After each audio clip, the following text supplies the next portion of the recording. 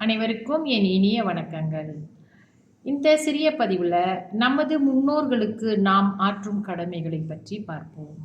மனிதர்களாய் பிறந்தவர்கள் எல்லோருமே தங்களுடைய முன்னோர்களுக்கு நன்றி தெரிவிக்க கடமைப்பட்டிருக்கிறோம். வருடத்தில் ஒரு நாள் அவர்கள் மறைந்த தினத்தை ஒட்டி சிராத்தம் செய்வது, திதி பார்த்து அவர்களுக்கு தவசம் கொடுப்பது என்பதெல்லாமே நம்ம கட்டாயம் செய்தாக வேண்டும்.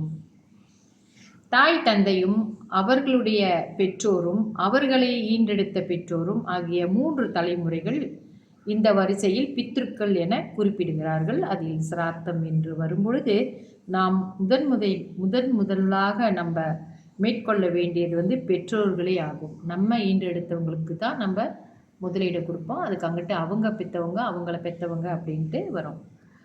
மாத்ருதேவோ பவ பித்ருதேவோ பவ என்று வேதம் சொல்கிறது. அன்னையும் பிதாவும் முன்னறி தெய்வம் என்று ஔவையாரும் சொல்லியிருக்கிறார்.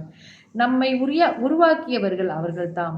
தம்முடைய சிரமங்கள் பொருட்படுத்தாமல் உடலாலும் பொருட்களாலும் அவங்க சம்பாரிச்ச அந்த பணம் காசாலும் நமக்கு எல்லாமே பணிபுரிந்து வளர்த்து உருவாக்குபவர்கள் அவர்கள்தான். பிற்காலத்தில் குழந்தைகள் அவர்களுக்கு உதவுவார்கள் என்று எண்ணி அவர்கள் செய்வதில்லை.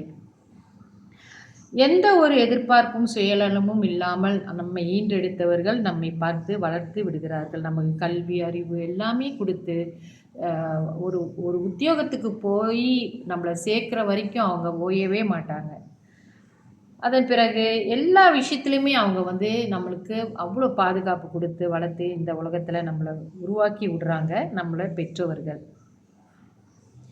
அதுக்கு தியாகம் அவங்க செய்கிற தியாகத்துக்கு நம்ம என்ன செய்யலாம் அப்படின்னு ஒவ்வொரு பிள்ளைங்களும் வளரும்போதே அவங்க மனசில் இந்த தாய் தந்தை அதையும் விதைக்கணும். அந்த எண்ணங்களையும், அதாவது அவங்களுக்கு செல்லமே கொடுத்து வளர்க்காம நம்ம கஷ்டங்களையும் கொஞ்சம் காட்டி அவங்களுக்கு வளர்த்தோம்னா தான் அந்த அன்பு பாசம், இந்த பணிவு பரிவு, முதியவர்களை பாதுகாக்கக்கூடிய அந்த எண்ணங்கள் அவங்க மனசில் உருவாக்குற மாதிரி அவங்கள நம்ம வளர்த்து தான் ஆகணும். இல்லைன்னா அவங்க வளர்ந்த பிறகு எல்லா விஷயமும் நீங்கள் படிப்பு கொடுத்துட்டீங்க, அவங்களுக்கு ஒரு நல்ல திருமணம் செஞ்சு வச்சிட்டிங்க, எல்லாம் செஞ்சிட்டிங்க. ஆனால் அவங்கள அந்த அந்த நன்றி கடமையோடு இருக்கிற உணர்வை நம்ம அவங்களுக்கு பதிவு பண்ணாமல் போயிட்டோம் அப்படின்னு சொன்னாக்கா, அந்த அன்பு பாசம், அந்த தாய் தந்தையர் மேலே இருக்கக்கூடிய மரியாதை பற்று இவைகள் எல்லாமே நம்ம அவங்களுக்கு போதிச்சு தான் ஆகணும்.